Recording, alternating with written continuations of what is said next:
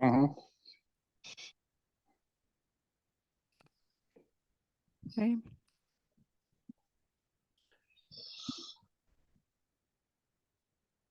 Welcome to episode 130 of the Civil War Breakfast. I always do that. Anyway, so yes, for our people watching on YouTube, that's our blooper because we don't edit these videos because I don't know how to edit videos, but Used to. I'd never edit our videos. I've only edited the sound. I don't know how. I should Okay, really fine. learn how. Okay, anyway, here we go. Welcome to episode 130 of the Civil War Breakfast Club podcast. As always, I am your co host, Mary, and tonight I am joined by my co host, Darren, the most awesome Civil War nerd I know. And for some reason, he lets me do these intros every other episode. But just like John Rawlins couldn't write a coherent order at the Battle of Shiloh for Lew Wallace, I can't do a coherent intro. There we Okay, go. well, There we go. that's That's why well, that's going to be one of many slams I take at John Rollins tonight oh, well, because that was a good one, Mary. Anyway, what's he going is on? How are not you? my Let's go. favorite. He is Oh, not. I've He's heard. not in. I've He's not heard. as deared himself to me. Sorry for any John Rollins people out there, but the more I research that man, I not a fan. Anyway, all right. Well, Anyway, tell how us are how, you how you doing? really feel. Oh, I'm doing fantastic. I'm obviously doing better than you. You seem to be in a little bit of a mood, which is fine, which is I surprising got as it's a Friday in the summertime. The weather is warm, the birds are chirping, the beer is cold, and we have arrived at summer. So I'm in a good mood today. Hopefully you are too. I am. We've arrived at an episode that I think we've both been wanting to do for a while because it is a guy who Um, he definitely does not get his due in the Civil War, and he No. deserves a lot more, Mhm. and that is General Lew Wallace. But before we get into that, I need to ask you what you're drinking. Oh, thank you, Mary. I actually legit thought you were going to forget that time. It's been so long since we did this. I am drinking, it's called Cosmic Wanderer by local Mayflower Brewing here in Plymouth, Massachusetts, because it's kind of appropriate, sort of what we're going to talk about. And I'm drinking it from my Mary Surratt mug because unfortunately, the guy we're going to talk about did my Mary dirty back in 1865. So we have to talk about that. So, Mary, what are you drinking tonight? I am drinking Cloud Candy by Mighty Squirrel, which is another local Mhm. brewery here well, it's in the Boston area. And I'm drinking it out of my unconditional surrender General Grant mug, which when with the guy we're going to be talking about, he did General Lew Wallace no favors, but that was Mhm. also partially because of his staff who were Yeah, definitely in it to protect Grant, but they also had, as we're going to talk about, personal vendettas against Wallace that that really is true. show through at the Battle of Shiloh, which obviously And we're going to be okay. discussing tonight. And by the way, minus 1 point taken from your scorecard for referring to a Boston area beer from the Great Waltham, Massachusetts, Mary, the hometown of myself and Nathaniel Banks. You must have forgotten, but that's where it's from. But Well, anyway, off technically, we it's a go, suburb Mary. of Boston, so I'm not Okay, wrong. fine. But listen, in the years we've been doing this, Mary, and it's been a few years now, we've talked a bunch about individuals on both sides that really deserve to have their stories told. And today we're going to do another one. So, Hmm. unlike the previous ones we've talked about, this one's actually unique because the guy we're going to talk about. He was an attorney, he was a soldier, a general who was credited with saving two American cities, a judge, a governor, a DQ employee, an ambassador, and is widely known as the author of one of the most famous books ever written. That is, of course, Lew Wallace. Now, in this podcast, we've talked a lot about the idea of redemption, right? Redeeming yourself, about how one negative event can stick with you and force you to basically spend your entire life sort of making up for it. Hmm. And Wallace's story, as we're going to talk about, is no different. But unfortunately, due to historical memory, despite all the good things he did, he really never did shake the negative that carries forward to this day. No. So, who was Lew Wallace, Mary? Lew Wallace was born in 1827 in Brookville, Indiana, to David and Esther Wallace. His father was actually educated at West Point, which is when I learned that, I was like so surprised that Wallace didn't follow in his father's footsteps, especially given the fact that Wallace, from a Yeah, young age, was very into the yeah, military. yeah.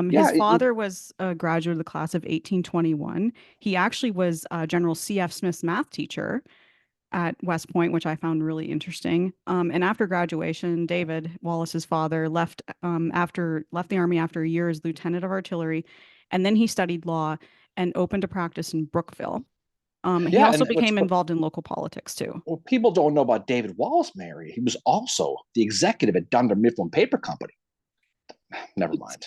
No, that. Someone doesn't know her TV Oh shows. my But in any God. case, but you said that the family's going to move to Brookville, Indiana, where he sets up a very successful law practice. Mhm. And he quickly, like you said, got into practice. And by 1837, David Wallace is going to find himself the governor of Indiana, Mary. Yeah. And so, speaking of Lou now, as a child, he was what you would call a very rambunctious kid. He was that kid in the class who never could sit still. He just, No. who knows, but he never could. Yeah. He was a kid who always seemed to be geeked up on Mountain Dew. That's who Lew Wallace as Yeah. a child was. So 1832, the Wallaces moved to Covington, Indiana, and David Wallace became the leader of a local militia and began drilling his men who used umbrellas and corn stalks instead of muskets Yeah. to train. Now, why were they training, Marys? Because nearby in Illinois, the local settlers were fighting with the Sauk leader, a guy named Black Hawk. I don't know if you've heard of him, Mary. I have. In the Black Hawk War, always enunciate, right? They were preparing for a fight that, fortunately for Indiana, never really came. But watching his father drill left an impression on the 5-year-old Lou, and he wrote a letter later in his life describing it. He said, "Nothing of military circumstances half so splendid and inspiring has ever taken place." That's what he wrote.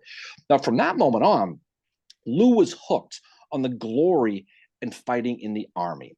Yeah. He marched off to quotation fingers battle, with a wooden sword, and he cared really pretty much except for reading and writing, which he really enjoyed too. He didn't really care, but he enjoyed it. Now, sadly, Lou's mother, Esther, is going to die of tuberculosis in 1834. This is right around the time Lou started going to school. Okay. Yeah. So Lou, again, as you can imagine, was a handful in school. He was every teacher's worst nightmare as a child. He was beaten regularly because of his behavior. Like, again, he simply couldn't sit still. Yep. There's that story on his very first day in school in Covington, a girl sitting next to him ate his pencil, Mary. I have questions that can't possibly be answered. I don't know. But the reality is she eats his pencil, so guess what? Lou doesn't have a pencil anymore. The teacher discovered Lou lost his pencil and whipped him as a punishment. Welcome to Indiana public schools, by the way, Mary, right? But that's what it was. 1836, David Wallace again. He's going to remarry a 19-year-old named Zerelda Gray Saunders. I kept reading that as Zelda, and I'm like, oh God, I hope I don't call her Zelda in the episode. But if anybody who knows who Zerelda Gray Saunders is, she would go on to be an instrumental person in the temperance movement, the women's suffrage movement. Also, by the way, fun fact, the sister-in-law of Richard Gatling, the guy who invented the Gatling gun. Interesting. She was related to as well. But that next year, David's going to be elected governor, and he moved the family to Indianapolis. And soon he enrolled Lou in a very private, swanky school in Centerville, Indiana, who would be better able to deal with someone like Lou, right? But despite the private school experience to really help, besides really, it really helped his writing skills. But beyond that, he got nothing out of it. No, well, he was just this kid that I think got bored. Like, I mean, he would, when they moved to Indianapolis, one thing he took advantage of, and I thought this was really cool, was the local library. So as a librarian, I really appreciate that. But he would spend many hours at the state library there, and he would read like Walter Scott and Plutarch and James Fenimore Cooper and all that. So he is like a very voracious reader. He's very intelligent as well, but he's just like this kid that he's like kind of like like if he didn't care about the subject, he didn't want anything to do with it. He didn't. So after 1 year, he gives it the old quit and he leaves. He leaves school. And he's going to basically return home to Indianapolis. But before he gets home, he disappears for 2 weeks where he attends a political convention featuring William Henry Harrison.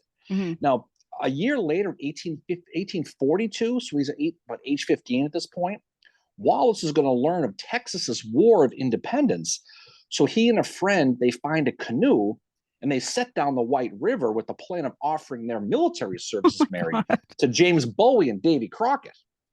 Now, Lou's grandfather caught them about 10 miles down the river and dragged them back. But that's what they were going to do. But this is who young Lew Wallace was. He was impetuous. He was headstrong. He rarely, looked before he leapt. That's who Lew Wallace was.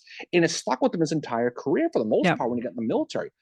By the time Lew gets to age 16, David, his father, tried to rein him in the best he could. And he basically said, you know what? What he does, he white fangs him, is what he ultimately does. He sits Lew's down and he basically says, listen, I'm sick of dealing with you. I cannot keep an eye on you. I'm the governor. He sent him away to live on his own at age 16 and told him he's no longer going to support him financially or in any other way. He basically tells Lew to go out in the world and make it on your own. Goodbye. Tough love right there. Yeah. Good advice from some people I know, but that's the reality, right? But what David Wallace did, though, he left Lew with a strong affinity for two things: politics, right, and the military. So Lew ultimately got into politics, but not as a Whig like David Wallace was. He actually becomes a Democrat initially, and he's going to basically reluctantly follow in his father's footsteps into law. But in 1846, he's ready to take the bar exam, and the United States, Mary, declares war on Mexico. And Wallace's mind quickly drifted from the law into the military. So in his autobiography that he's going to write later on, he's going to write, and I quote, Mary, "Of what consequence was a license to practice law? How petty the soul which could be screwed down to prefer a court to a camp." Now, he rushed through his bar exam to take the test. And when he took the test, he attached a note to his test that he had to mail in to his instructor. And the note said, "Dear sir, I hope the foregoing answers will be to your satisfaction more than they are to mine, whether or not I shall be going to Mexico." And he sends the letter off. The examining judge who got the letter actually responded to him. He wrote to Wallace, "Dear sir, the court interposes no objection to you going to Mexico." But then Wallace didn't know the note was not accompanied by a legal license either. So he flunked the bar exam, right? But regardless, Lew Wallace basically volunteers his services to the United States Army. But he finds out he's into gallantry. He's into that whole chivalry thing. Yeah, he's very I'm sure we'll talk more about when he meets Zachary Taylor, but he was not impressed with Zachary Taylor because he felt Taylor was not playing the part of the general, because he wasn't like all dressed up. And that's what Wallace wanted, was this general who was all dressed up. And Wallace says about him, if he were not a great fighter endowed with indomitable courage and resolution, would be anything else than a great man. So Taylor does not leave a good impression on him. The other thing that this does too, and this goes both ways in when you're talking about Lew Wallace, is that Wallace does have a dislike towards military professionals, but the other side, military professionals like Halleck, have a dislike towards men like Wallace that are not educated at West Point. Yeah, and that's going to be the theme throughout this, is what it is. But when Wallace gets to Mexico, that gallantry he expected wasn't gallantry whatsoever. His regiment was ordered to a garrison on the mouth of the Rio Grande near a Mexican smuggler's outpost that everyone called Baghdad, of all things. That's what they called it. So after dysentery made its way through the camp, Mary, which what tends to happen, okay? At least their problems were behind them, not for nothing. Cool. But basically, they ran out of coffins. And when they did, Lew's like, you know what?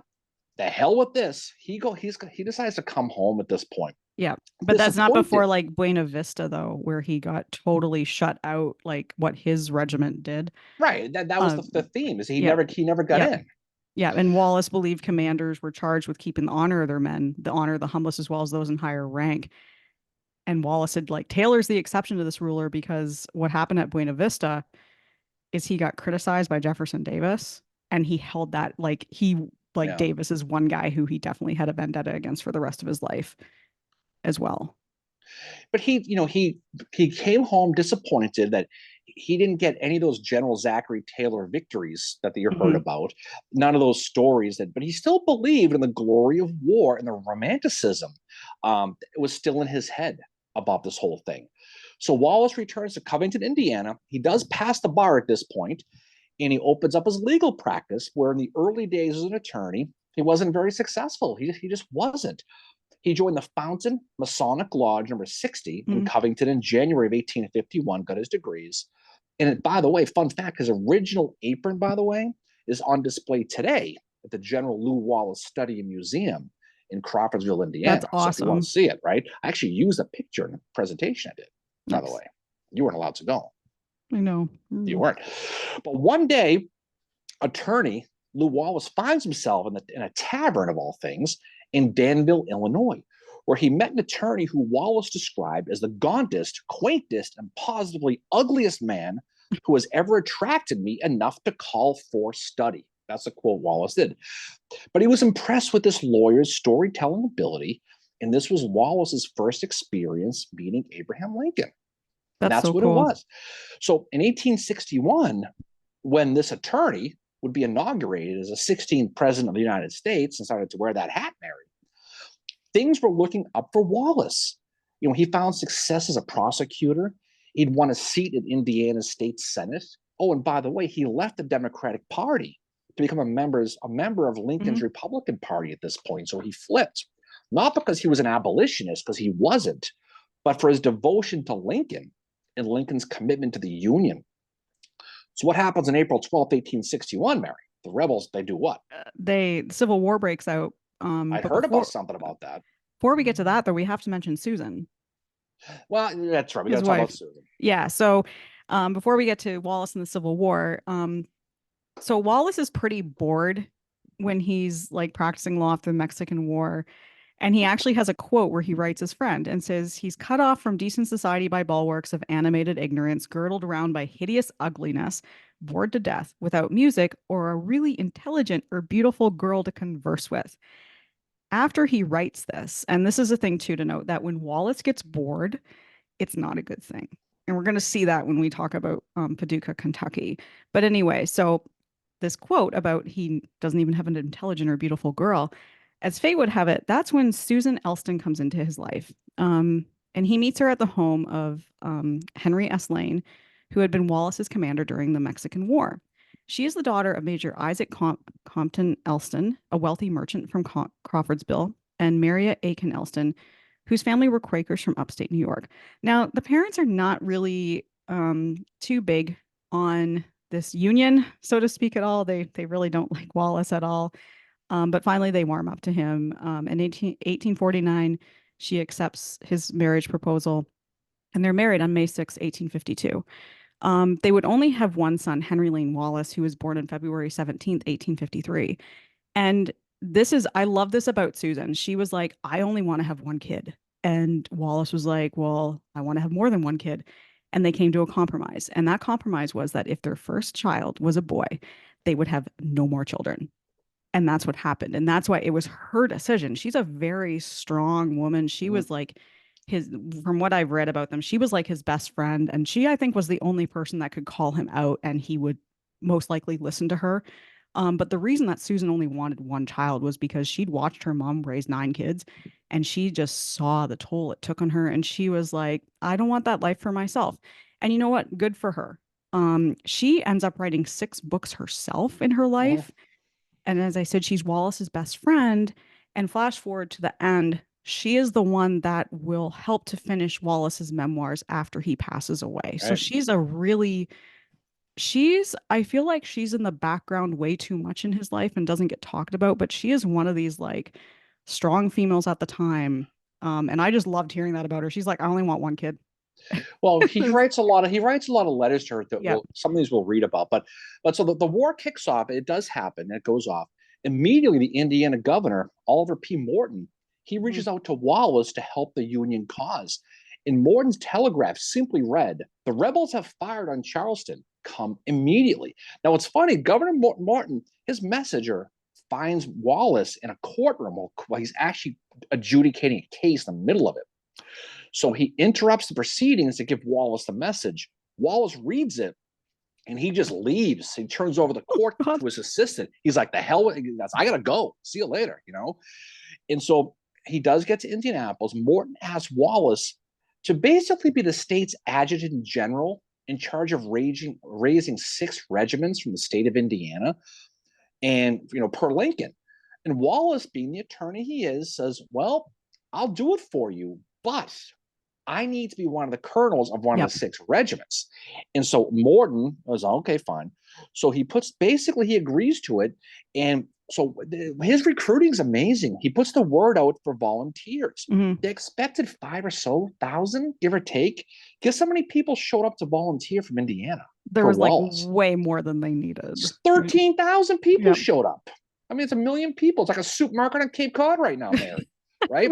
Well, he's so well known by that point from being in politics and all that. And he's very much, and the thing about Wallace is that he's arrogant. He does things that do not endear him to other people, as we're gonna see. But people like him because he's good at what he does. He's a very Mhm. good speaker. He's a very good writer. But the politics definitely, plays a role here. Like, for instance, like when he was a Democrat, Zachary Taylor ran for president and did not take Indiana. And one of the reasons for that was Wallace just went on like this complete, like almost smear campaign against him because of the Mexican War. He was like, Yeah. don't vote for this guy, kind of No, thing. And that's absolutely. that's the influence that Wallace has But at you this realize point. what a tough job he had? He had, Oh as yeah. the adjutant general, he had to arrange all the travel plans. Yep. He had to provide food. He had to provide all their medical needs. God knows how many DQ cards he had to give out to get people to come out there. Well, He he had probably got the two, family discount because he was an employee. he had 2 weeks to do this. That's all he did. But on April 25th, 1861, Wallace has done his job, and he was officially named the colonel of the 11th Indiana.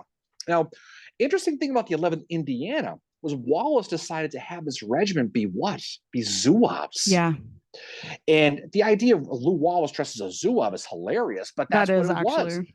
He outfits his men with his regiment in gray jackets with red trim, blue vests, gray kepis, and gray pants.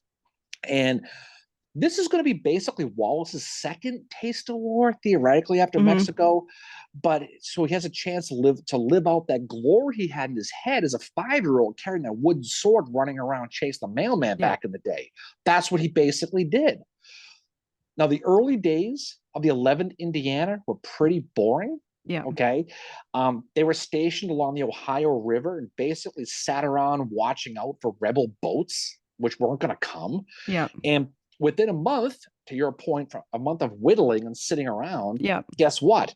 He becomes bored, which is a theme for Wallace throughout his Yeah. career. And And he's he oh, sorry, go ahead. and he's so bored out of his mind, he's going to request that his regiment be sent to the field, kind of like Matthew Broderick in Glory. Send me to the field, right? Yeah. Well, he He uses his political connections to get what he wants at this point. And he is just like basically writes a guy and's like, hey, I'm bored. Give me something to do. We want to but fight. He wanted to fight. He's like, he was, and the thing about him is I'm not sure what kind of condition this guy had, but just like as a child, he could not sit still. He probably just had had to be ADD. probably, but he didn't. He couldn't. He had to be on the go, go, go, go the whole time to the point like he was just always over caffeinated. He just couldn't sit still. Yeah. But he gets his wish on June 5th, 1861, and Wallace's men are going to be shipped east to Cumberland, Maryland, to support Union activities at Harper's Ferry, which is about Mhm. 60 miles away. Now, here's the thing: on the train to Cumberland, Wallace begins to hear rumors of a rebel camp 20 miles south of Cumberland in the town of Romney, Virginia, which is now Mhm. West Virginia. Now, when they got to Cumberland, his commanding general, a guy named Robert Patterson, not the same guy from the movies, Mary, different Batman. Robert Patterson. Not, yeah, I guess he would be. Yep. This Robert Patterson is an Irish-born Mexican war vet, but here's the thing: he hasn't arrived yet. No. So Wallace is unsupervised, right? Yeah. He does But get orders from him though. he does though. He finds himself a note left for him that says basically, if you have a chance to attack a smaller force, and basically go for it. And Wallace is like, "Are you kidding Yeah, me? Yes." there was 4 orders: secure the bridges over the Potomac, gather as much reliable information as possible of the disposition of the people of Maryland and Virginia in that vicinity, encourage the Unionists in disaffected regions to band together for self-defense. Oh, and should you gain information of the gathering of armed bodies of men not too powerful to be overcome, capture or rout them by surprise. And that is the order that Wallace is like, this is what I've been waiting my entire life And he's for. like, Is this Robert Patterson, order? do we just become best friends? That's Yep. kind of what he did. So he tells his men, put on your Zouave outfits, boys. We're going for a ride. Yep. So they get on it. They jump on a train. They ride 25 miles towards Newmarket. From there, under the cover of darkness, they're going to march an additional 20 miles through the mountains to locate and attack this rebel camp in Romney. Now, here's the thing what's amazing, these stories. And just picture these guys going through the dark, dressed in these whole outfits. You can only imagine. During the march, they pass a small village called Sheets Mill. Mhm. And as the men are walking by, and guess what happens? A friggin' dog starts barking.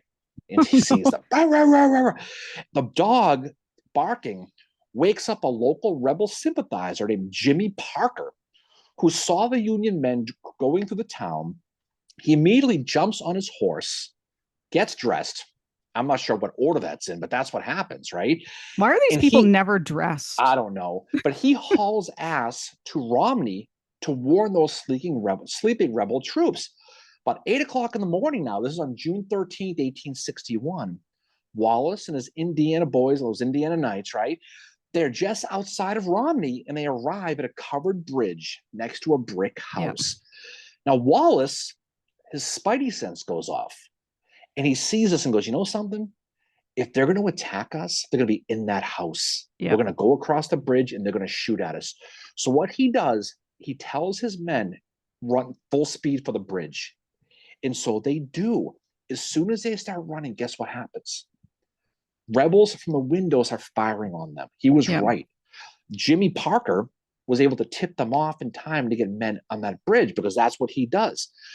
So what happened was the Zouaves, they stormed past the house over the bridge. To grandmother's house they go, and they get to the rebel camp. And when they arrived, the rebels scattered and ran like hell. And one of the soldiers in the 11th Indiana, when the Rebs saw their uniforms, and you can just imagine their uniforms, right? And their unfamiliar fighting tactics, which they did, this soldier in the 11th, he said, they got frightened and they took to their heels like scared cats. Now, the rebels left behind all their stuff, all their supplies. They left some slaves behind. The lone Union casualty was described as a minor injury when a soldier was shot in the belt buckle. I will challenge that and say shot in the belt buckle is not a minor injury, but that's what this guy said, by the way, okay? Now, the thing apparently he was very bruised because the bullet ricocheted off of a guy's boot and went into the guy's belt buckle, and apparently he just like was so horribly bruised from that. Yeah, that's got a F that right written all over it. Absolutely not. That's an ice down situation. But what happens, Wallace ends up holding Romney for about 13 hours before withdrawing back to Cumberland.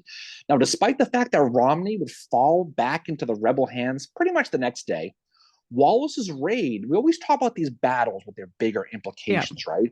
Wallace's raid, what does it do? It forces General Joseph E. Johnston to withdraw from Harper's Ferry, in which allowed the Union now to regain that vital B&O railroad, right? So, fun fact, Romney will change hands 56 times in the American Civil War. And I did not know that until I studied Lew Wallace. It's just one of those things. But this is the impact that this Romney raid did. Yeah. So the victory at the Battle of Romney was a very unexpected one. And Wallace's word, what happened quickly got back to Washington. And Lew Wallace now, his star is on the rise within the Union Army, to the displeasure, like you said earlier, of many West Pointers who don't care for these political officers, Mary, right? Nope. Lincoln, he's going to basically say, he's going to speak of Wallace's splendid dash on Romney. Harper's Weekly is going to publish a drawing of Wallace in his full Zouave uniform. You can look it up, leading his troops to victory. Now, Wallace was proud of the success he had of the 12's effort at Romney, but he says they astonished nobody as much as ourselves. But you know what it did? It went to his head, and that's the problem we're going to have. And it doesn't take much. Wallace is already an arrogant guy. You know what he says to his wife? The letter he writes after Romney, he writes to Sue, like you said. And this is what he read. This is what gets it, right? He writes to his wife, and he said, "This is right after Romney." Okay, he writes, this is what's going on, because other things going on that aren't going good for the Union Army at this point. But he has his moment in Romney. So he writes, defeat follows defeat. management, mismanagement after mismanagement. And he describes how quickly the Confederacy would fall if he were in charge. Oof. Yeah, he So, is. but again, he's not the first guy to talk big to his wife. I'm not going to lie, No. but his overwhelming confidence in himself, for the most part, was really deserved. Though it really was. Yeah, it was. I mean, he is, and I think the thing with Wallace is that he, as much as he doesn't like the professional soldiers from West Point, he is very intimidated by them because he does not, he knows he doesn't have the same education. And I think because of that, he realizes he has to work. He feels he has to, I think he feels he has to work harder. I don't know. That's just my opinion on like from reading about him, that Sure, he's up against these guys that have been educated and he's like, well, I have to prove myself that much more than these guys. But the thing with Wallace is he's good at it. Like he mm-hmm. is, he's got whatever you need to be a good military guy. Wallace has it in the same way that, you know, someone like John Brown Gordon has it. These guys that are not West Point educated. But the problem is that in the Union Army, you know, men like Halleck and even Grant and Grant staff, as we're going to talk about soon about regarding Paducah, they do not like the volunteer soldier No, because they haven't been educated for some reason the same way they have, you know, but somehow Wallace is doing really, really well with this. he is. So he's a rapidly fast rising officer of the Union Army. Yeah. He's going to be sent west. You just hinted at it to join Yeah. Ulysses S. Grant's army as he prepared to invade Tennessee. And on Yeah. September 3rd, 1861, Lew Wallace is going to get his star. He's going to be Mm-hmm. he's going to get a promotion to brigadier general. And upon arrival in Grant's army, Wallace was again. He's itching to fight. By all Yeah. accounts, he wanted another opportunity. Now I succeeded at Romney. What's next? Give it to me. Yeah. But he's going to have to wait in Paducah, Yeah, Kentucky for right. a little bit. And this is where the reason why Paducah, it's not a battle, but there's a couple things that happen here that they definitely helped me understand what is happening to him at Shiloh and why I mean, in my opinion, he is a scapegoat at Shiloh. And the people that do not like Wallace in this order are Halleck, Grant staff, and Grant. They have it out for him. And this is where Grant staff really starts to dislike him. So Wallace goes to Paducah, Kentucky, and it's General C.F. Smith who is in charge here. And as I said, Wallace's dad had taught Smith at West Point. Wallace was very impressed with Smith, so he's describes him as being tall and broad-shouldered, said he was the handsomest, stateliest, most commanding man he had ever seen. So he seems to really like Smith and respect him. And they got along really well at first. But during the winter, their relationship went kind of south because, again, Wallace gets bored, he's impatient, and his pride as well. And I think because he's like, oh shit, I'm with a West Point guy, like, you know, I need to like, I think it just flustered him to be around West Pointers for some reason. Um, and as you said, Wallace is promoted and he learns of this in the newspaper. And with this promotion, Wallace is now going to be commanding more men. And this is a daunting task because keep in mind, Wallace has been doing this in the Civil War for 5 months. That's it. And he's suddenly commanding more men. And so after this promotion, Smith sits down, you know, has kind of, you know, dad son type of thing talk with him, but like, you know, basically tells him obedience is the key to army service and this is going to guarantee your success. And the greatest military geniuses possessed an aptitude for planning and executing military operations. And he also said the words Wallace loved to hear: he must fight. But for whatever reason, and I think it might be because Smith was a West Pointer, Wallace is like, just ignores that, throws it all out the window, whatever. Like, just, you know, he doesn't listen to what Smith is telling him. Um, and he starts to ignore the regulations that are set out for them at Paducah. So on September 28th, Wallace writes directly to the Secretary of War asking for two more regiments of Indiana troops, the 11th and the 23rd, to be assigned to his command. He wants his 11th back because he's no longer in charge of them. Um, Assignments were technically up to Smith. So Wallace is overstepping his bounds here. He's going directly to the Secretary of War and he's like, whatever, I want this command back. And I think it's because that's how he got to fight before, was his political connections. And he thinks if I can get right to the dude, the head dude, Secretary of War, I can get what I want. Wallace also gets the 8th Missouri, which is also a Zouave regiment. So he knows how he can train them. Um, Wallace wrote his wife on October 5th that he had set up his headquarters in a deserted home in Paducah, and he was beginning to live, and I quote, like a general, whatever that means.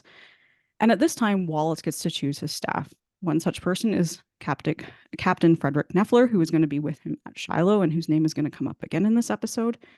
And he also has Lieutenant James Ross, Addison Ware, and Thomas Simpson. And Wallace would write that his staff became like his family.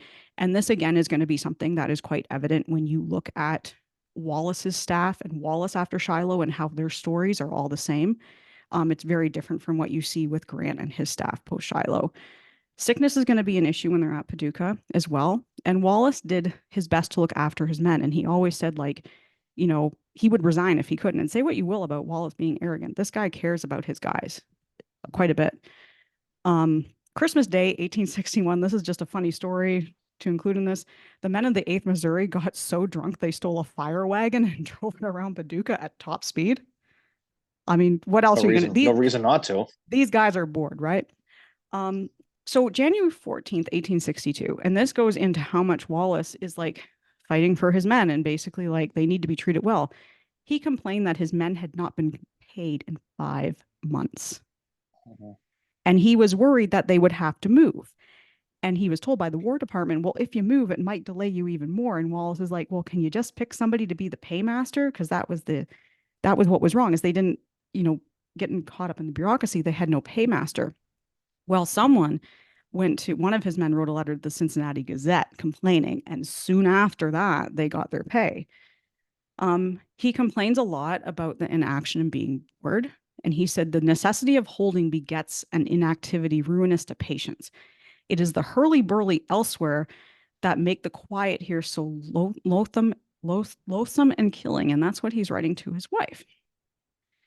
Now, on November the 9th, Henry Halleck is going to come into play even more, and he marks Wallace down as a troublemaker right from the start. So that is one thing that is going to factor into Shiloh. And again, Halleck has something against him. I think Halleck has something against everybody, because Wallace did not go to West Point. And this is going to play a role in what happens to Wallace at Shiloh. So an issue between Wallace and Smith happens. This is the first thing. When Wallace's cavalry decide to take over an empty house for their sick men. And this house is owned by a guy named, his last name is Woolfolk. And he had his slaves occupying the house. And he felt the seizure of his house is a bit of an annoyance. And Wallace explained to Smith that the house had been empty, which it wasn't, and Smith had been like, okay, you can occupy it. Because the policy at the time, and Grant adhered to this because it was Lincoln's policy, was that Grant had given assurance to the town citizens that no matter Union or Confederate, they would be defended by the soldiers and their rights, including those of the slave owners, would be respected. And again, this is Lincoln's policy as well. So Wallace, when Smith finds out, says, like, you need to leave the house. And Wallace, he writes Smith this letter and he's like, nope, I'm not leaving the house. And he also informed Smith that Woolfolk was undeserving of protection since he declared his adherence to the Confederate cause in the presence of Wallace, who is a very strong Unionist. Wallace also did not agree with Grant Lincoln's policy.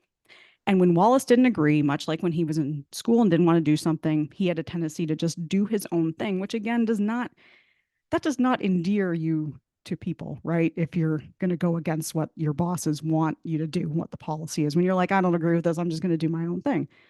So Wallace threatens to tender his command and go back to Indianapolis. And then Smith is like, dude, you can't just up and leave without orders. You can't do that.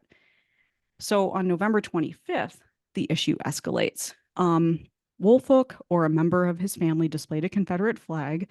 This really ticks off the 11th Indiana, who Wallace goes to Smith and requests permission to remove the flag. And Smith is like, no, you can't, because again, the policy is that we don't touch these guys. They're allowed to do whatever they want. So the men of the 11th ended up very angry. They take their band with them and they march, band playing a song, down to Woolfolk's house, took down the Confederate flag and replaced it with a U.S. flag. And there's debate as to whether Wallace was involved, but whatever the case, he was likely cheering these guys on. Smith called the incident a great violation of military discipline, but not much is done about it. But this is something that it hit the newspapers. So you know Lincoln's reading about it, you know Halleck's reading about it. And this is just reinforcing Halleck's belief that Wallace is a troublemaker. Here he is, he's going against policy. He's marched on this guy's house, ripped down the flag, and put up the American flag, which, you know, that's how those guys felt about it. But the final incident is one with Grant. Grant comes to visit Paducah in late October. And that evening, Grant is in Wallace's parlor. C.F. Smith is there too, and they're sitting around exchanging war stories about the Mexican War. Wallace said Grant was a fine talker, excellent in descriptions, and they were up until nearly midnight because boys will be boys, right? So, of course, stories appear that Grant was drunk, that it was a beastly drunken revel, and it really embarrassed Wallace and Grant because that's not at all what had happened. And the source for this story was one of the regimental chaplains who was with Wallace. And Wallace wrote in his autobiography that this is what poisoned his relationships with Grant's staff, most likely Rawlins is the one that was really ticked off by this because Rawlins' main goal in life is to protect Grant no matter what. And some of them, likely Rawlins as well, the other staff, they held Wallace responsible for how Grant is being slammed again in the media. So this is what happens at Paducah, that when you're looking at Shiloh and what happens to Wallace, you need to keep this in mind because it definitely comes back. These names are going to come up again. Halleck, obviously, as well as Rawlins. And there's another staff member that I'll talk about when we get to Henry and Donelson. But that is what happens at Paducah that really needs to be discussed when you're talking about the story of Lew Wallace. Well, I think it's all based on the fact that it's confidence. I mean, this guy sees himself as somebody who, I mean, first of all, it's good for him that that flag situation worked out better than Elmer Ellsworth did. Oh, yeah. Not for nothing. Yeah, But that could have again, gone real bad. And Lincoln probably loved the story. He probably Yeah. did. But again, this just goes to show it's a confidence building with him. Yeah. So you mentioned Fort Henry. So basically Fort Henry, that's going to happen on February 6th of 1862. And we're not going to talk about the details of Henry or Donelson, but it was much. We have an episode about that. Suffice it to say, it was much easier than expected, right? If you study that, because of the rain that was going on all winter, the Tennessee River was really overflowing and allowed Andrew Foote's boats to basically get a better, higher position to rain hell down on Fort Henry. And within 3 hours, they basically got the fort to surrender without real need for infantry support. So when Grant moves to Fort Donelson, he likely probably felt the Navy could do it just as easily. But the problem was he decided to leave some of his infantry behind. He left Lew Wallace's his brigade behind and was basically put in charge of the reserves. It's like the adults are going, you stay behind. That's what we got this. So of course Wallace is pretty pissed off and he's whining, complaining. And because he's left behind by Grant, and it must have reminded him of his early assignment on the Ohio River when he first took off the 11th Indiana. He complained to Grant's aide de camp, Captain William Hillier, who you mentioned, right? Who told Wallace basically, "You were not meant to be left behind. I know General Grant's views." Then he's joking. He says he intends to give you every opportunity to get shot, right? Yep. And of course, it was a joke by Hillier, but of course, Wallace just grumbled. He didn't want to hear it. Yeah. So February 13th, Grant learns that the assault on Fort Donelson ain't going to be as easy as they thought. So Henry Halleck, who Grant messaged, basically told Grant to get more men to Fort Donelson ASAP. Yep. Right? He does. So what happens is he's going to basically recall Wallace from Fort Donelson. And what Grant does here too, with these men, he creates a 3rd division and puts Wallace in charge of the 3rd division, right? And we're not going to go too deep into the Battle of Donelson. Like you said, there's a whole episode for, right? But Andrew Foote's Navy gets pounded like the Bills in January, right? And so for the most part, he ends up getting hurt himself, so in the foot. And ironically, right? So basically, he goes back to his command ship, and Foote requests a face-to-face meeting with Grant. And of course, Grant agrees with this, and he goes to meet Foote. Now, before he goes, Grant's going to tell Wallace, listen, stand pat while I'm gone. Don't do anything. Do not engage the rebels. Don't have no parties, no friends over the house. Yep. He just tells him, just stay who the hell you are. Just behave yourself, right? While I'm gone. Now, this is on February 15th. And what happened that night, if you remember from the episode, Mary, you probably don't. But that night, what happened was 8,000 rebels attempted to Kool-Aid Manus out of Fort Donelson to break away to get to Nashville. They would say that we're just breaking away with this. Now, at this point, Wallace's 3rd Division was between John McClernand, right? He was over with him. His 1st Division, and C.F. Smith, who you mentioned, his 2nd Division. Now, at 8 o'clock p.m. now, McClernand is going to request help from Wallace, who is following Grant's orders to stay put. So he just kind of sits there. 2 hours later, what happens? A second message arrives from McClernand. And so Wallace is like, well, this guy must be in trouble. So what does Wallace do? He's going to basically send a brigade, 2,500 men, to the right to support McClernand. And then he realized, despite the orders from Grant not to do so, he's going to have to do it. Now, Wallace felt the best course of action was to go on the offensive, as you say, and they're going to march his men down that Winds Ferry Road. Yeah. Donelson, right? Now, when the escaping Rebs arrived, they're going to run into that buzzsaw now when they hit 2 of Wallace's brigades under Charles Cruft and John Thayer. Now, they're going to push the Rebs back. And when Grant returns, he saw the situation and he orders Wallace. Now, he's like, okay, well, I like the initiative. Now I want you to lead an assault to retake the ground on the right-hand side that we lost when the Rebs came out of the fort. I want you to go get it, right?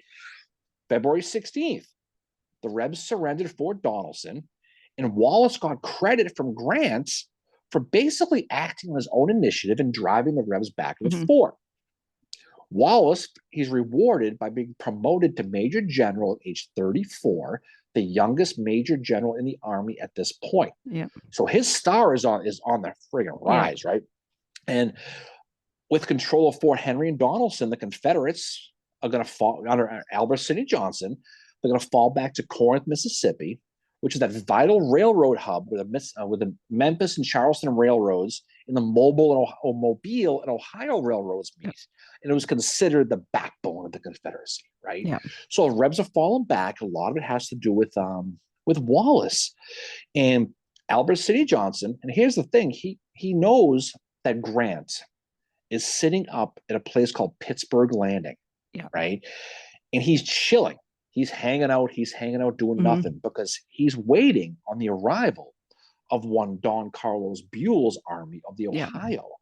Now, Johnston knows that when Buell arrives, his army is going to, with Grant, is going to be about 70,000 men versus about 45,000 or so, give or take, for Johnston.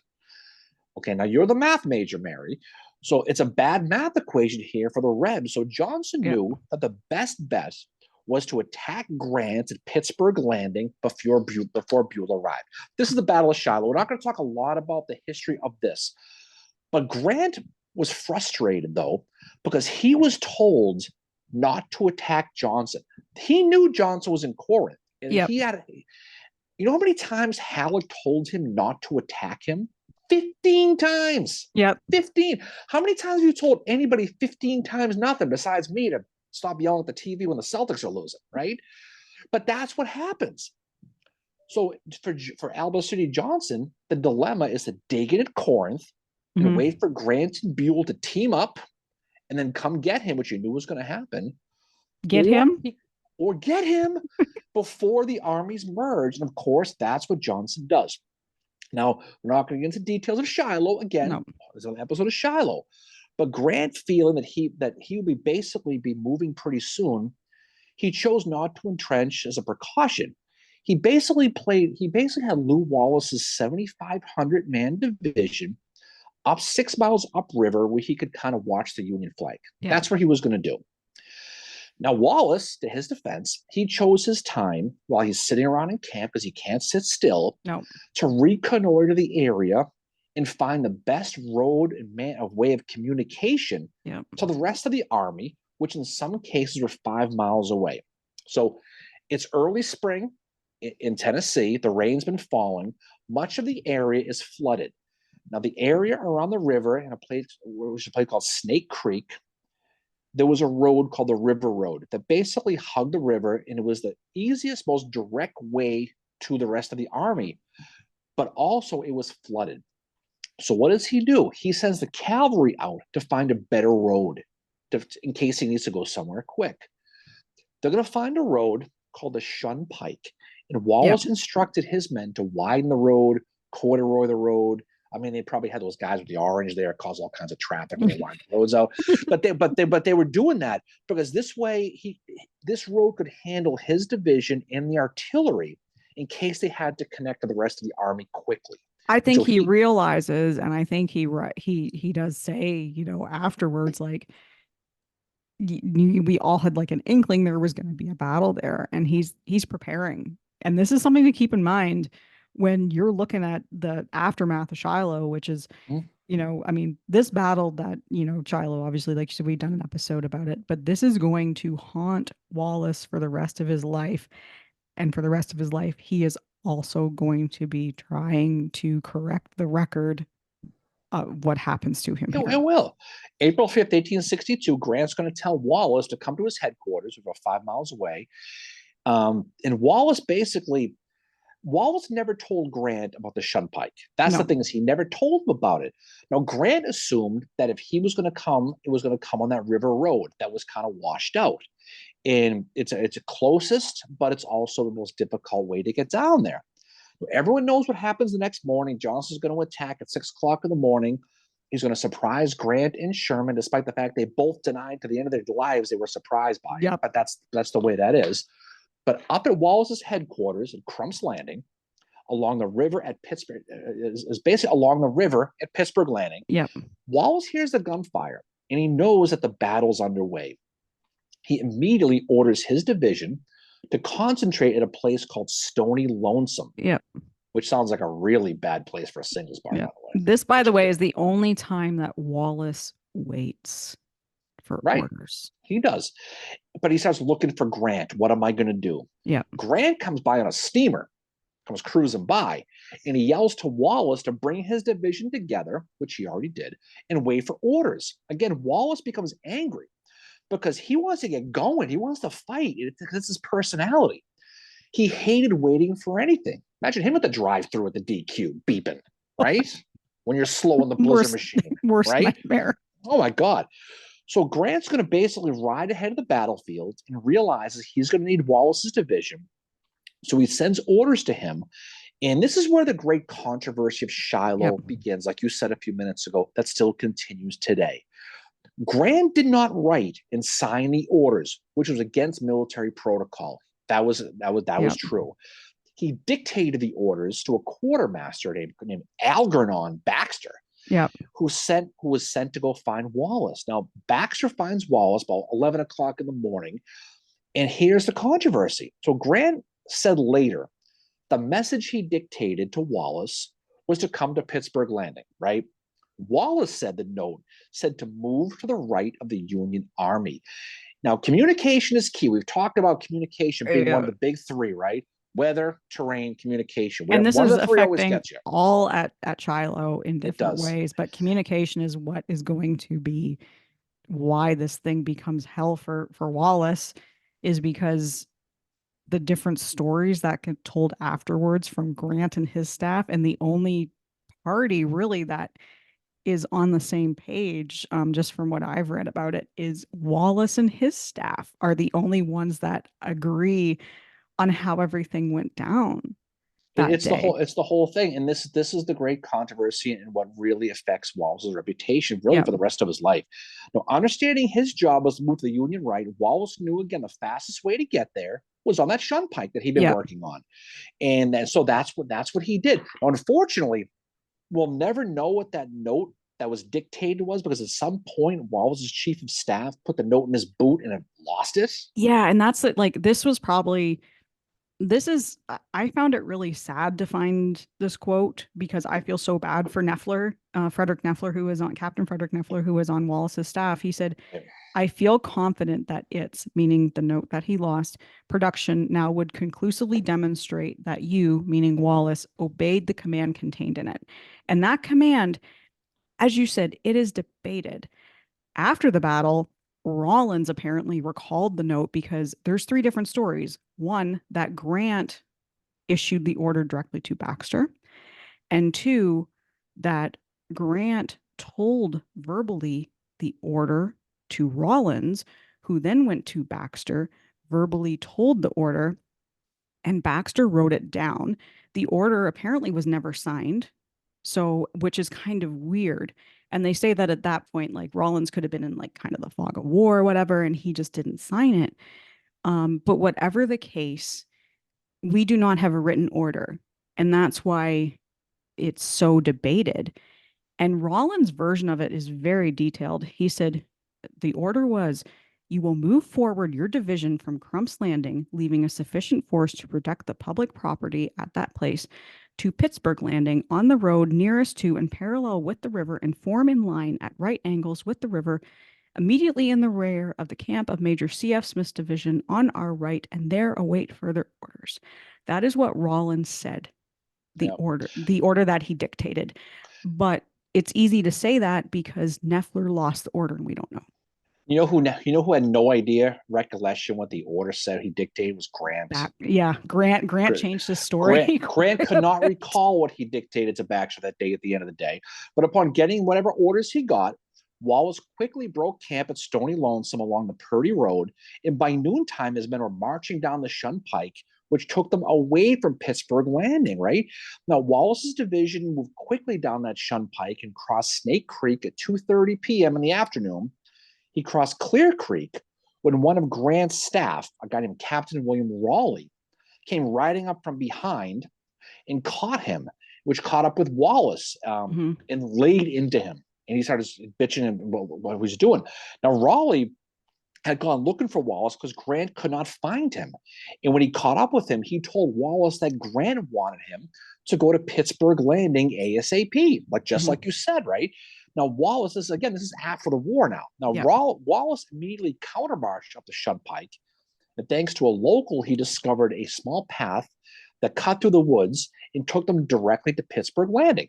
Now, along the small path, this is when John Rawlins and James Burbsy McPherson are going to find him. They're going to catch him. Now they're both angry and they accuse Wallace of purposely getting lost and being a coward and purposely being slow and all the stuff that you probably hear every single day. But that's pretty much what they're telling him. Wallace's men and artillery, they finally arrived at Pittsburgh Landing around 6:30 p.m., having missed the first day's battle. Completely to the ire of Grant, right? Now, here's the thing, though. It's hard to imagine Wallace with this thirst for battle and this hatred for being ignored and being idle, purposely disobeying Grant's orders or half-assing into the battlefield. This is the ointment, the pain in the ass, the fly in the ointment with this. It doesn't jive, right? No. It's more likely, again, me being 2020 hindsight, 150 years, 60 years being my benefactor here, that Grant mistakenly assumed Wallace would take that river road, or Wallace understood the orders were to come up with the Union Army as fast as possible with Grant, right? Which in his mind was the Shun Pike and not the river road. So you can see the miscommunication with this. You can kind of see it. The thing about it, though, if Wallace had kept going down the Shun Pike, Raleigh hadn't caught up with him, he would have found himself behind the rebel line and cut off from the army, because William Sherman's position had already been overrun at this point and pushed back towards the river. So the right of the Union Army wasn't there anymore. So he would have found it the hard way anyway. But historical memory pretty much drops Wallace at the point that the Battle of Shiloh and completely ignores what he did in April 7th. So if you look at the Battle of Shiloh, you hear that Wallace is running, chasing butterflies in the field. He's lost. Who the hell knows what he's doing? But Wallace on April 7th played a significant role in the Battle of Shiloh. He does. He opens up his artillery at 5:30 in the morning. While the rebel line is on the rebel line, he has his men lie down on their stomachs at the Jones Field, Mhm. right? Now, when the fighting begins, Wallace is able to move. He has a great way of getting around the rebel flank in their savannah, get behind them, Ooh. and forcing the Rebs to fall back. So instead of attacking or recklessly exposing himself in the front, he keeps hitting the flanks and getting Mhm. behind them, forcing the Rebs to fall back. And it's a big part of the success of the Union Army on April 7th, which is very underrated and is a large part of that ultimate Union victory, the Battle of Shiloh. Now, obviously, the Buell's arrival, that's the big part, That but plays a role too. it completely minimizes what he did. A rebel soldier after the battles of the South never smiled again after Shiloh, Yep. and that is true. But here's the thing, though, right? Is Shiloh was the first real bloodbath of the Civil War. Yep. 13,000 Union casualties, and the North was stunned. They're still under the impression this is going to be a milk run, an easy battle, no worries. Wallace writes to his wife, Susan, afterwards, and he writes, this soldiering business sadly deadens that very good thing that is so carefully cultivated by Christians and humanity. What he's basically saying is war sucks. This is not right. Yeah, he's beginning to realize this is not And the fun so run I thought it would be. Lincoln, Mary, the guy with the hat, right? Yep. He finds out, what's going on in Shiloh, the casualty figures, and he starts to catch heat. Yep. So he's going to text Halleck, Yep. right? And he's going to basically say, message Grant, say, what the hell happened? Who the hell is responsible for Yep. this?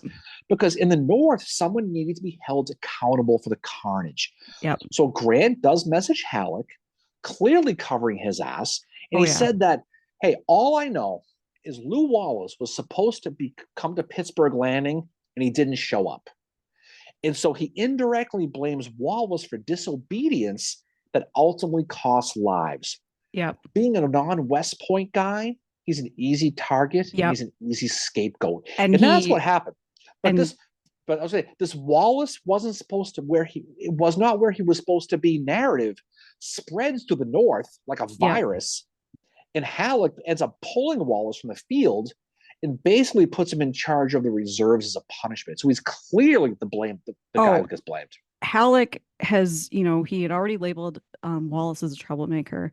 The thing with Grant is Grant went to his staff and was like, told them this, and they're like, oh, it's Wallace. It's definitely Wallace. Again, this goes back to what happened at Paducah. There was one person in particular, besides Rawlins, a Captain William Hillier, who he said Yeah. Wallace, he told Grant this, should have reached the field by noon. And Hillier, this is the second time he does this. He basically, quote unquote, lampoons Wallace, calls him a coward. The Yeah. reason that Hillier has it in for Wallace is because at Henry and Donelson, Hillier asked Wallace, he said, you should really put me in your battle report. Me and this Clark Lago, who is also on Grant's staff, we need to be included in this, that we were helped to be part of this victory. And Wallace is like, I didn't see you on the field. You weren't there. And Wallace did not want to, as much as Wallace kind of rebels against, procedure and all that, he did not want to lie in an official report. And at this time, after Fort Henry and Donelson, Hillier writes his first kind of lampoon against Wallace, and he accuses Wallace of exaggerating. And when Wallace found out, this thing circulated amongst Grant's staff, and they were all in agreement on it. Wallace was beyond angry about it. But then Hillier doubles down, as I said, and does it again after Shiloh, accuses Wallace of being a coward. So Hillier is another one that it really has it in. So a lot of where Grant is getting his information is from his staff, who have it in for Wallace because of the incident in October where Grant was accused again of being a drunk, and they held Wallace responsible for that. So a lot of this is this politics, and this kind of this mean girls thing that is going on. And Grant's staff, I mean, I get it. They're trying to protect him. But at the same time, you're throwing people under the bus. Like, you look at William Sherman's performance at Shiloh, it never gets mentioned really that, now it kind of does, that he's ignoring these reports. And Wallace even mentioned that. Like, Sherman was ignoring that the rebels were there. And the Mhm. one thing that Wallace says about Shiloh is that Shiloh and its slanders, will the world ever acquit me of them? If I were guilty, I would not feel them as keenly. This is Mhm. a guy that is going to fight for the rest of his life to have his name cleared of And this. yet, you know what the narrative is? The people who don't really study this say Wallace whined after Shiloh, Yeah. which is laughable. It just is. So just to keep, so for the most part, when Grant moves south to to Corinth, Wallace has to stay behind and basically he was basically banished to West Tennessee at this point Hmm. to babysit some railroads about 20 miles from Memphis, right? Yeah. Now, over in Memphis, the city at this point is held by just two regiments. And almost immediately upon Wallace's arrival nearby, he gets a message from the regimental commander over there. And he basically says, I think I'm going to be attacked. Can you help me? Now, Wallace, again, he responds. Again, this is the Yep. impetuous Wallace by moving his entire division into Memphis Yep. without orders. And when Halleck hears of this, he completely loses it. It loses his mind over He it. tells Grant to basically take over for Wallace. This Yep. guy, whatever, right? Now, Wallace, understandably, he's angry, he's embarrassed, but he's impetuous and he can't sit still, the whole deal. He says, you know something? I need to take a break. Can I have a 4-week pass? I want to Yep. go back. I want to go back home, take a vacation. Okay. A lot of He people think hadn't he seen his was wife in a right, really long but a time. lot of people think he was suspended or kicked out. He did not. He No. requested a break and he did. Now, here's where Wallace screws up. Okay. He doesn't go home. You know where he goes? He goes to Washington. Yep. And this is probably the biggest mistake that he'll make. He goes to Washington on July 9th, 1862. He's going to meet with the Joint Committee on the Conduct of War. And he takes a warm beer piss all over Halleck and Grant for how they're handling the war out west. Wow. And I mean, and, I and don't blame him in a now way. he does, but he probably regretted that one. Oh Okay, yeah, I think he probably so did. when his leave ends, he's supposed to go back to Grant, and Halleck, not Grant. Now this is again the perception is Halleck. Grant got rid of him. It was Halleck, not Grant. Okay, don't get Yep. that wrong. Halleck sends him instead to Cincinnati to go guard the city. Okay, now the Rebs at this point have invaded Kentucky, so the city is vulnerable. So on September 1st, 1862, Wallace is on to Cincinnati. That's where he's going. He's going to get there. Now, what does he do? He arrives in Cincinnati. Now, he probably has some, some of that chili, probably that spaghetti chili first thing, right? That is amazing, by the He way. I know no, it's one not. It's person that horrible. absolutely hates it, but I It love it. sucks. I hate it. I can't wait. Oh, But chili he and gets there. pasta is so But good. after he has his skyline chili, he imposes martial law in the city as well as in nearby Covington, Kentucky. Okay, which is just over the river, Great breweries, by the way. home of the great Maine Strasse. Yep, good whiskey bars over there. Yep, Braxton And, Brewery. and he writes his famous battle cry to the city of Cincinnati: "Citizens for the labor, soldiers for the battle." That's what he writes. Now, what Wallace did in Cincinnati is really something. He recruited thousands of locals called the Squirrel Hunters, which were basically farmers to help defend the city. And he had about 20,000 U.S. regulars, too. Now, he wanted to use Covington, Kentucky, basically as a place to defend the area. So he had engineers. Now, this is an amazing thing. He has engineers. If you know the Ohio River, you know Mhm. Cincinnati and that area, to build a bridge to cross the river connecting Cincinnati and Covington. He does it in basically 48 hours. He builds a bridge. Now, if you know the area of the river, if you've been to Cincinnati, you'll see a monument there called the Black Brigade of Cincinnati. Mhm. And this honors a group of a couple hundred black men who crossed into Kentucky to help build these defenses. Now, here's why it's important. Kentucky at that point was still a border state. So if you Mhm. were African American in Kentucky, even from a free state like Ohio, you were asking to be caught by slave Yep. catchers, sent into slavery. But all he put the call out, and only one guy said no. Everybody else did. Now, they're basically, it's a very unappreciated story. If you're from the area, you know about that. But there were thousands of basically, they used these guys to cut down thousands of trees in Covington to basically create a really wide open field of vision. Mhm. And they built defenses to help protect the city. September 11th, 1862, Wallace's men report seeing rebel activity not far from the location. Guess who's commanding this rebel force, Mary? His old Henry Heath. Yep. He's arrived in Cincinnati with the plan of attacking Cincinnati. Now, once Heath saw these rebel defenses, he issues special order GTFO, and he falls back, and they never attack the city. If not for Wallace's defenses and his initiative to do so, it's very easy to imagine Heath sacking that city. Mhm. And who knows how history changes going forward if he takes Cincinnati, Ohio, right? And that's the Now, thing is this is something that Shiloh overshadows Wallace so right, of course much it does. that this never gets mentioned that he is here. And I mean, obviously we're going to talk about his redemption in a little bit, but like this is something where he's like, I think he's already at this point. He's like, well, I've kind of been sidelined and I need to start proving myself. Yeah. And he And does it. But the thing is he worked like Wallace, say what you will about him being arrogant, like very pride, whatever. He is a hard goddamn worker. This well, the guy. thing about it though, after this whole Cincinnati thing, he's called the savior of Cincinnati. It's not Yep. Joe Burrow, Mary. It's Lew Wallace. He saves the city. But on September 12th, the next day, he's going to telegraph General Horatio Wright, from Cincinnati. He says, "The skedaddle is complete. Every sign of a rout. If you say, I will organize a column of 20,000 men to pursue tonight." And Wright gets it. You know how he rewards? He rewards Lew Wallace. He relieves him of failed command. He just freaking dumps him. Like you can't win. Like Lew Wallace is like, I mean, I was trying to think who he's like in the Confederacy. It is like Beauregard. He's The like he's like guy a, he's like a Beauregard. He the guy is. that does not like he could have done really well. Although I do think Wallace in many ways is better than Beauregard, like when it comes Yeah. to like command and stuff, because Beauregard's different. He's West Point educated. But the two of them get completely sidelined and we never really get to see how No. good they could have been, you So know? what happens, instead of chasing him down and beating Heath and having an attack, he gets sent to the worst place in the history of the country. You know where he gets sent? Columbus, Baltimore. Ohio. That's where he Oh, goes. He gets sent to Camp Chase, a prisoner of war camp, yep. where he's going to sit there without a command. Now, eventually, he's going to go back to Indiana on May 6th of 1863, Hmm. and he's going to wait for orders. He's just going to hang out. So he's going to kind of bounce around.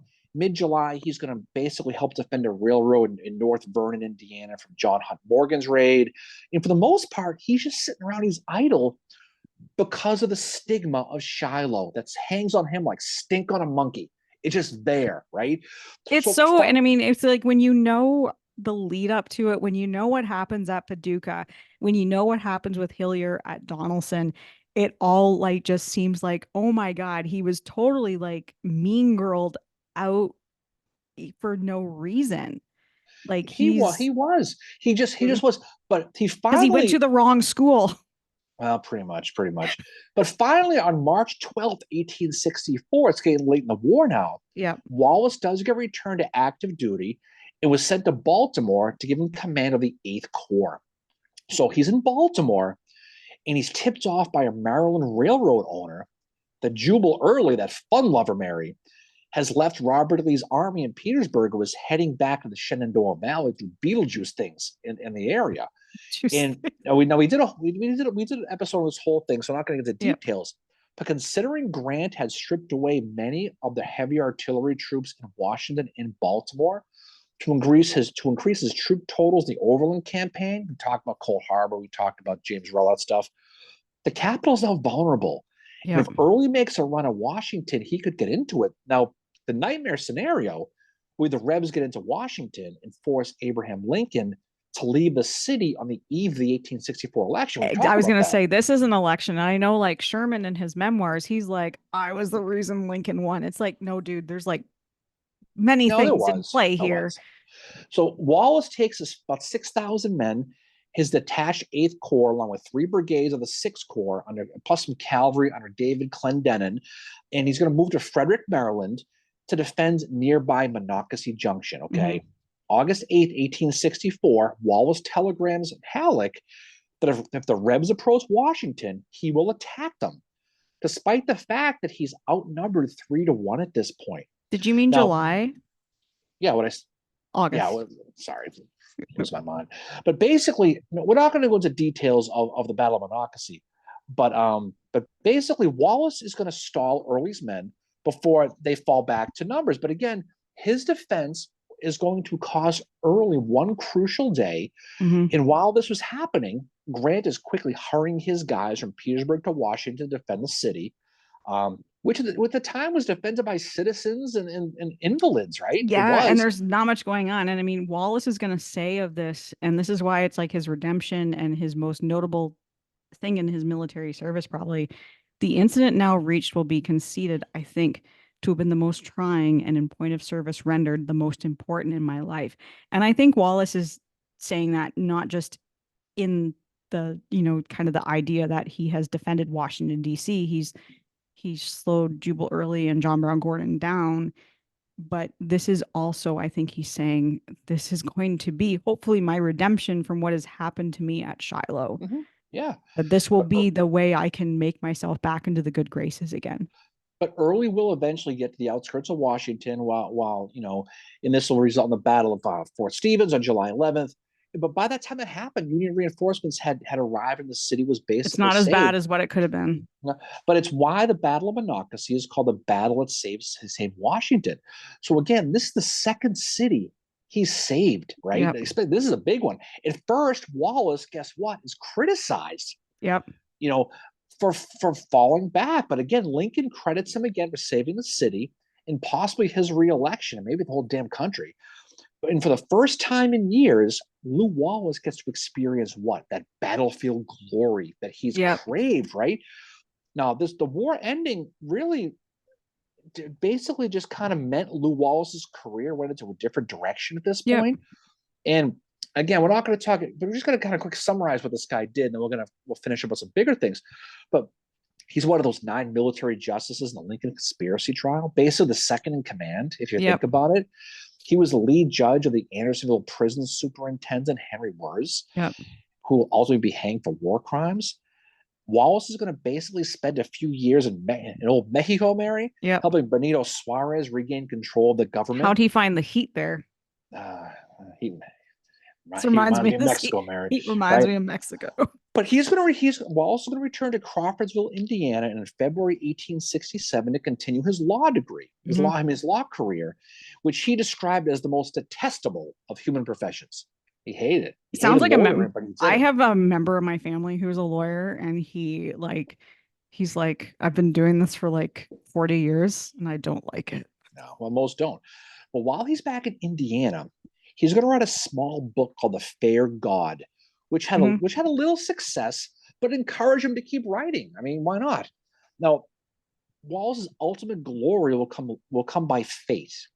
In 1876, he's going to take a train ride to Indianapolis to attend the Third National Soldiers Reunion. And on the train, he's going to see many familiar soldiers from the battle, from the wars back in his day, but one is going to catch his eye. It was a man who fought under Wallace when the 11th Indiana at Shiloh, named Robert Ingersoll. Now, Ingersoll was a famous speaker at this point who traveled the country challenging religious beliefs at the time. He was an agnostic, and he would debate anybody about their religion. Basically, he was a non-believer and challenged anyone to prove that he was wrong. And his goal was to convert people into agnosticism, meaning it's just to be a non-believer. He didn't think it made sense. So Ingersoll and Wallace have a long discussion about religion. Now, at this point, Wallace was not a religious guy. I mean, he was a Freemason, but he just wasn't. And so they have a conversation, and basically Ingersoll challenged Wallace, do some soul searching. And you're a pragmatic guy, you're a military guy, you're religiously indifferent, and see what you come up with. And they have a long conversation about religion. And the quote that Wallace has in his memoirs, he writes, "I sat spellbound, listening to a medley of arguments, eloquence, wit, satire, audacity, and brilliant antithesis of believers of God, Christ in heaven, the like which I've never heard." This is what he talks about. He made Wallace think about it. He basically challenged him to just Think about it, and you'll see I'm right. I Mhm. bet you I'm right. This is Ingersoll. So Wallace thought about this for the next 4 years. He combined his this religious questioning with his love of writing, and he began to write a novel called Ben-Hur: A Tale of the Christ. He wrote this under a beech tree in the backyard of his Crawfordsville, Indiana I'm home. just picturing that, him in like a hammock, and it's Oh, like he there's like a probably palm was. tree and I thrown just back some Sam Adams, probably enjoying the summertime. yeah, But when this book was published in 1880, it caught the nation by storm. It quickly yeah. became one of the best-selling books of all time, and is one of literature's greatest ironies. He was challenged to prove it never made sense. Instead, he wrote a book that was called the Fifth Gospel. Now, it was a book that basically put Jesus Christ as a character in this book, Mhm. and it changed world literature and made Wallace a superstar. It just did. Yeah, Now, it's a very, and I mean, I've never read the book and I do want to. I've read other like I tried to read one called Quo Vadis and I love the movie, but Quo Vadis the book was terrible. Like I was like this is so boring. I do want to read Ben-Hur just because like Wallace is such a prolific writer, but like the movie like with Charlton Heston, it's one of my favorites. I mean, whatever, like just cast just check your brain at the well, door kind of thing, but it's well, so good. it's it challenged the national Yeah. mindset. Even the church suggested reading it, Yeah. and this is an era when reading was not popular. Right by 1900, it sold over 1 million copies. Just think about that.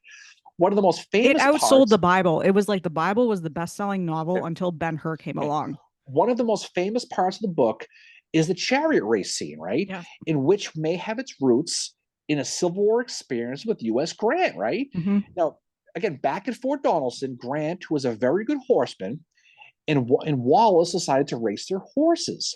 In the race, Wallace was riding his horse called Old John, Hmm. right? That's what it was called. And when Wallace won, Grant offered to buy Old John on the spot. And Wallace never wrote about it because beating his at the time because beating his boss would probably be embarrassing for him. Yep. But the chariot race in Ben-Hur, which is between Judah and his rival Messala, or Yep. Messala, I guess would be called, Masala. is a close description of this race back during the Civil War. It perhaps gave Wallace the outlet to tell this story Hmm. without embarrassing Grant. Now, Wallace's popularity also resurrected his political career. So he was appointed by President Rutherford B. Hayes to be the governor of the territory of New Mexico in August of 1868. Yep.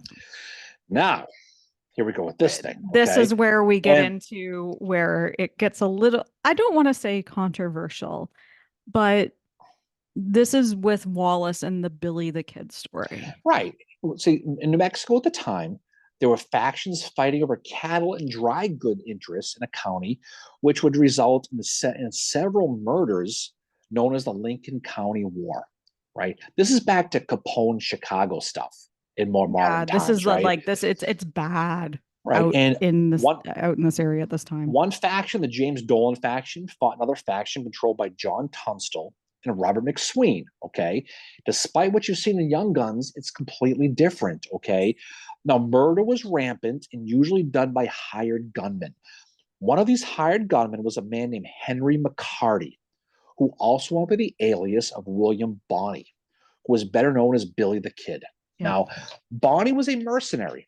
By the age of 21, he was credited with 21 murders, okay? After killing a blacksmith in 1877 in Arizona, Bonney moved to New Mexico to become a cattle rustler, Hmm. which is basically someone who steals cattle. That's kind of what it was, right? Bonney became well known in Lincoln County and joined a deputized posse called the Regulators. Now, Bonney witnessed the murder of an attorney named Houston Chapman. He, Chapman was shot and lit on fire on April 18th of 1879, Hmm. and Bonney was offered amnesty for his past crimes, or he thought he was, if he testified for the prosecution. So that's what Bonney was thinking. So Bonney is going to write a letter to the now Governor Lew Wallace, and they agreed to a secret meeting Hmm. where Wallace agreed to consider a pardon for him for his testimony about the Chapman murder. He did not offer a pardon. He considered it. There are people who think that he was offered a pardon. He was not. There were pardons that were issued. On November 13th, 1878, Wallace had offered to pardon anybody who was part of the Lincoln County War as long as they were not convicted of a previous crime. Yep. If that's the case, you were excluded from amnesty. Bonney was excluded from amnesty. So regardless, Bonney turns himself in, and he does testify in court on April 14th of 1879. After he testified, the local district attorney refused to let Bonney go. Yep. So what does he do? He's going to escape on June 17th, 1879. Okay. Now, within basically 6 months, Bonney is going to shoot and kill a guy named Tom Grant at Hargrove's Saloon in Fort Sumter, New Mexico. Now, later, when he was chased down by the posse led by a sheriff named Deputy James Carlisle, they cornered Bonney. Carlisle was shot and killed. He was shot 3 times, and he was killed. Yep. Now, for this, on December 13th, 1880, Governor Lew Wallace is going to issue a $500 bounty for the capture of William Bonney. And they finally got him in Santa Fe. They got him. Now, he was tried not for the recent murder. They tried him for killing Sheriff William Brady back on April 1st, 1878, when Bonney was part of the Regulators. Now, Bonney is going to write to Wallace again to get clemency. But Wallace was done with him at this point and did nothing. And on April 13th, 1878, Bonney was sentenced to be hanged by Judge Warren Bristol. Now, there's that famous story when Bristol read the decision in court, and he said to Bonney, "You'll be hanged until you are dead, dead, dead." And Bonney looked at him and said, "You can go to hell, hell, hell." That's what he said to him in the court case, right? So Bonney is going to be scheduled to be hanged on May 13th, 1878. But guess what? He escapes. And during the escape, he's going to shoot and kill a deputy named Bob Olinger. Now, Wallace responds by issuing a new $500 bounty for Bonney. And on July 14th, 1881, Bonney is was chased down and killed by Pat Garrett. There's a belief that somehow Wallace screwed Bonney over, but this theory is complete fantasy. And I don't know where it comes from, but it's WRONG wrong. Okay. Yeah, he did not at all. Like, it's, again, like you say, we don't know where this comes from, but to blame Lew Wallace for Billy the Kid getting killed. Okay, first of all, just my thoughts. Billy the Kid murdered a lot of people. And I don't know how you can justify blaming Wallace for that at all. He was never offered a pardon. He was said they'll consider. Wallace said he would consider it. He had the power to consider it. That's what Wallace said. But Bonney said afterwards that Wallace did him wrong, which is just him projecting. But it's not true. Now, after this whole thing happens, okay, Wallace is going to return east.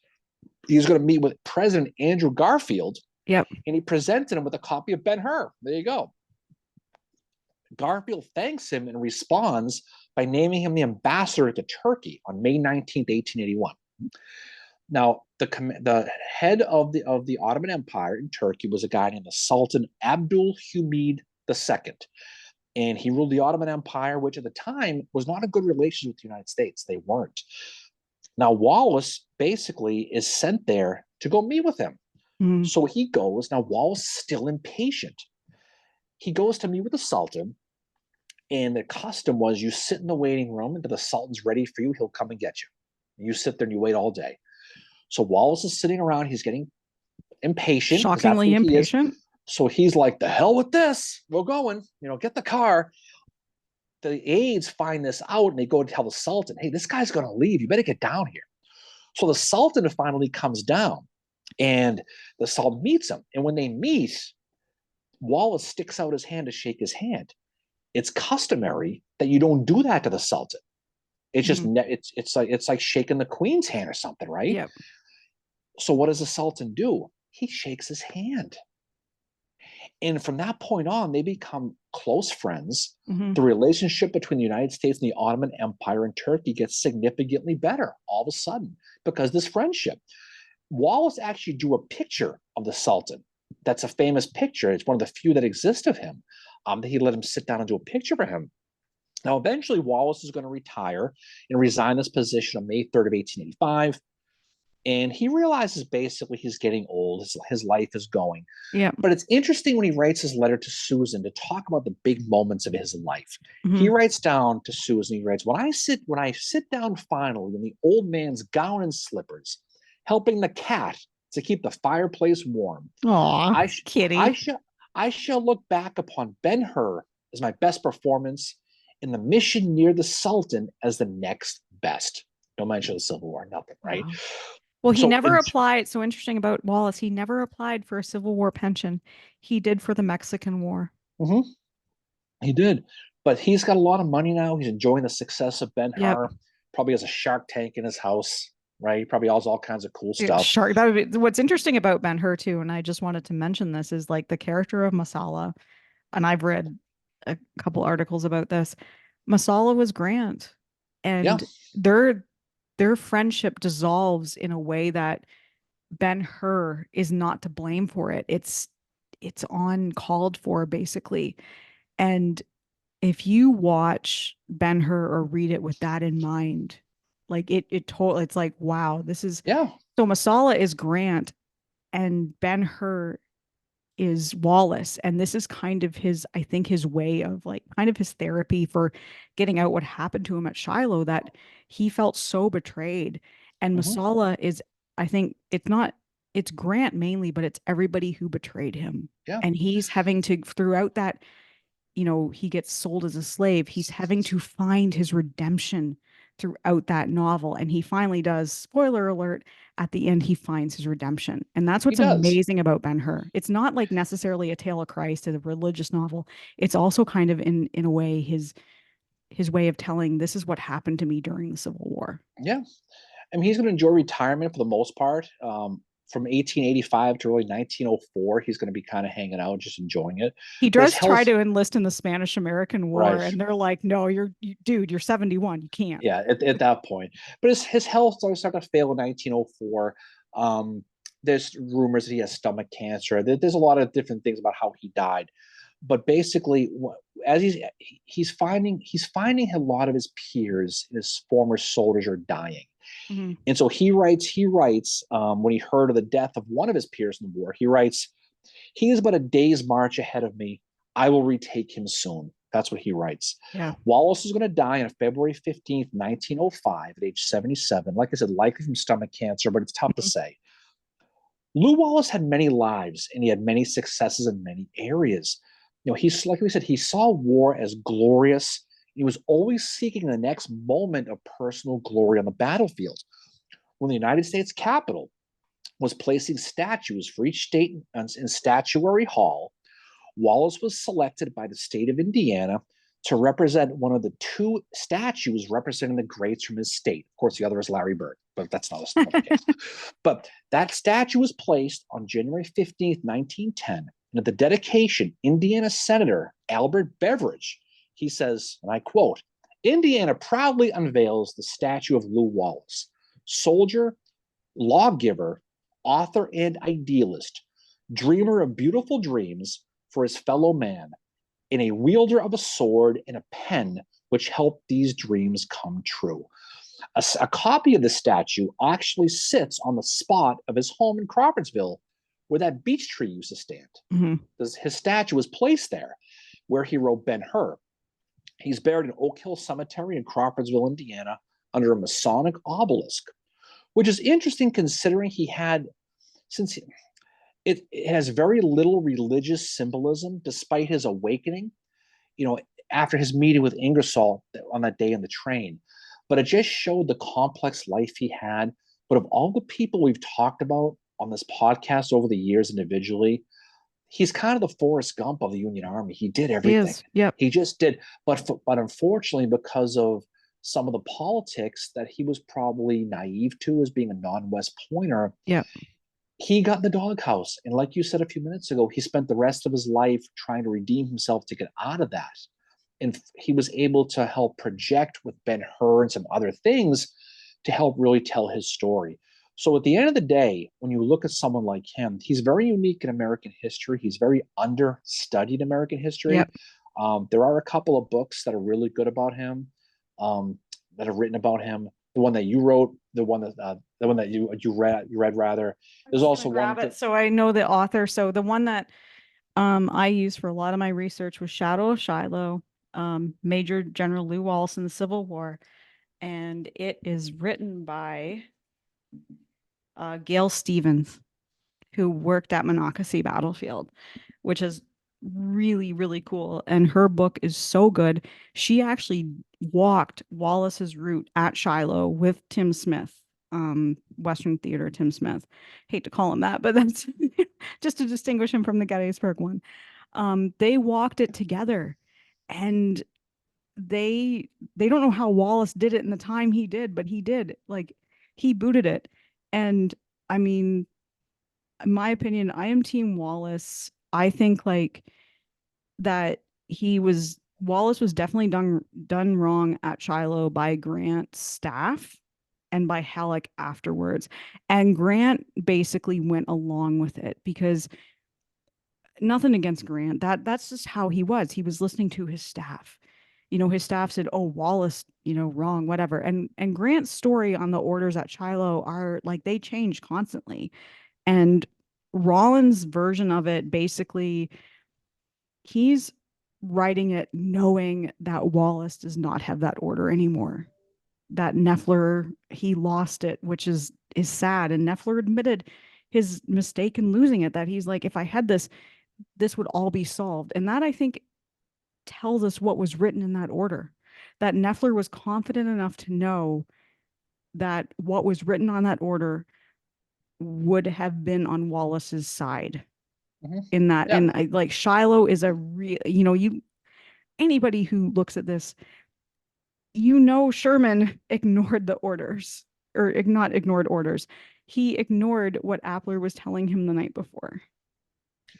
Yeah, and And there's another good book you can read about it called "The Scapegoat of Shiloh" by Kevin Getchell, if you really want to read it. So, but I think it's a good point to drop this here. I yep, think we've kind of gone over this, but I think he's an interesting study. He's somebody who deserves a lot of study. He's someone who deserves a deeper read versus the top shelf historical memory yep. label he has. But again, he's someone who did a lot. He lived a full life, and I think he's one that he probably would be very proud of. So what's next for us, Mary? So next for us is another battle, which the name is suddenly escaping me. Battle of Gaines Mill. Gaines Mill. Yes, thank you. And then we are going to be recording remotely um, with about the Lincoln assassination at Yeah, Fort McNair. we're gonna be on a Fort McNair in a couple of weeks to do a story about the Lincoln assassination, and that'll be a good thing. We'll have a good time. Michael Coffin will be joining us, Yes. among others. So I'm looking forward to that. So we got a lot of cool stuff coming. But I think definitely read on some of these people, find out the stories behind them, because there's so much more to study with these people beyond the stuff you just happen to read in a one line thing. So, any final words from you, Fitzgerald? Oh, I'm really happy to finally get to record about Wallace. And the one thing I do want to say is that Wallace, he visited Shiloh, and he did walk his route because he wanted to know. I think and the fact that it haunts him this much, I think that should be enough to know that he did what those orders said, even though we don't have them, and that he doesn't deserve to be the scapegoat of Shiloh.